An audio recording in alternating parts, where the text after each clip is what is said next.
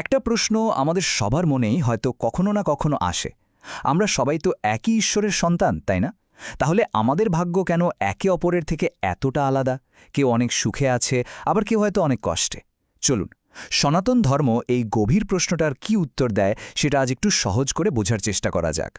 দেখুন, আমাদের চারদিকে একটু চোখ মেললেই আমরা জীবনের এই অদ্ভুত পার্থক্যটা দেখতে পাই। একদিকে যেমন আছে বিলাসবহুল জীবন, অন্যদিকে তেমনই আছে শুধু বেঁচে থাকার লড়াই। এই দৃশ্যগুলো কি আমাদের মনে প্রশ্ন জাগায় না?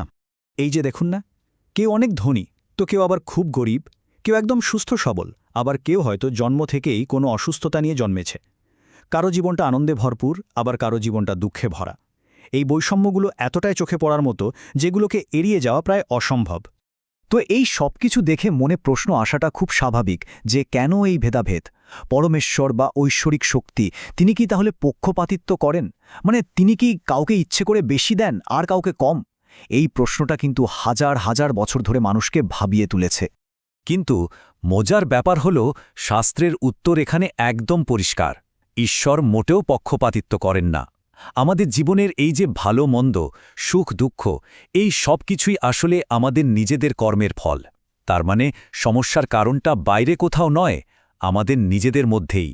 তাহলে চলুন এই আলোচনার একদম মূল ভিত্তিটা নিয়ে কথা বলা যাক। আর সেটা হলো কর্মফল বা কর্মের নিয়ম। মানে সোজা কথায়, যেমন কর্ম তেমন ফল। কর্মফল জিনিসটা আসলে কি? এটা হলো প্রকৃতির একটা অমোঘ নিয়ম, যা বলে আমরা যাই করি না কেন তার একটা ফল অবশ্যই আছে। খুব সহজ করে বললে, ভালো কাজের ফল ভালো হয় আর খারাপ কাজের ফল খারাপ। এটা এড়ানোর কোনো উপায়ই নেই। আর শ্রীমদ্ভগবদ্গীতাতে এই ধারণাটাই খুব সুন্দরভাবে ব্যাখ্যা করা হয়েছে। সেখানে বলা হয়েছে, মানুষের স্বভাব মানে তার গুণ আর তার কাজ অর্থাৎ কর্মের ওপর ভিত্তি করেই তার পরের জন্ম আর তার পরিস্থিতি ঠিক হয়। তার মানে কি দাঁড়ালো?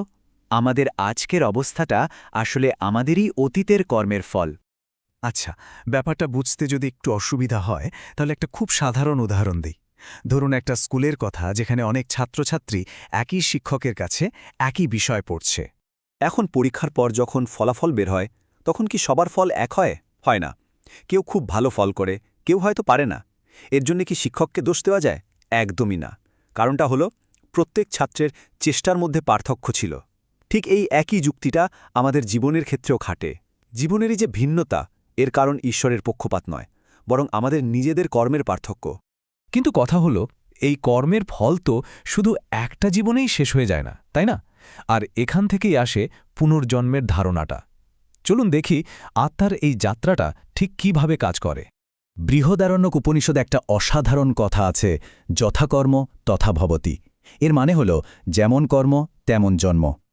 আমাদের কাজই ঠিক করে দেয় যে আমাদের পরের জন্মটা কেমন হবে, আমরা কোন পরিস্থিতিতে জন্মাব। আর গীতায় তো ভগবান শ্রীকৃষ্ণ নিজেই অর্জুনকে বলছেন, আত্মা ঠিক সেভাবেই পুরনো জীর্ণ শরীর ত্যাগ করে নতুন শরীর নেয়, যেভাবে আমরা পুরনো জামাকাপড় ছেড়ে নতুন জামা পরি।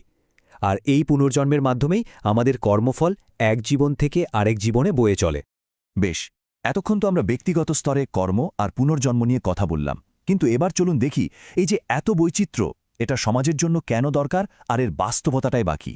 দেখুন, শাস্ত্র বলে আমরা সবাই অমৃতের সন্তান, মানে আমাদের সবার উৎস কিন্তু এক, এবং আমাদের সবার মধ্যেই অসীম সম্ভাবনা আছে। কিন্তু যেহেতু আমাদের কাজগুলো এক নয়, তাই তার ফলও তো ভিন্ন হবেই, তাই না? এই পার্থক্যটা তাই খুব স্বাভাবিক আর অনিবার্য। এটা বোঝার জন্য সবথেকে সুন্দর উদাহরণ হল আমাদের নিজের হাতের 5টা আঙুল। দেখুন, 5টা আঙুলই কিন্তু একটা হাতের অংশ, কিন্তু কোনোটা কি সমান? না, প্রত্যেকটার আকার আলাদা, কাজ আলাদা। কিন্তু সবগুলো মিলেই একটা হাত সম্পূর্ণ হয় আর ঠিকঠাক কাজ করতে পারে। এখানে কেউ কম বা বেশি গুরুত্বপূর্ণ নয়। ঠিক সেভাবেই একবার ভাবুন তো, যদি সমাজের সবাই একই রকম হতো, সবাই একই কাজ করত, সবার চিন্তা ভাবনা একই রকম হতো, তাহলে কি সমাজটা চলত? একদমই না। এই বৈচিত্র্যটাই সমাজকে সচল রাখে, এগিয়ে নিয়ে যায়। তাই এই যে বৈষম্য, এটা আসলে কোনো ঐশ্বরিক অবিচার নয়, বরং এটা কর্মফলের নীতির উপর ভিত্তি করে তৈরি হওয়া একটা জরুরি ব্যবস্থা।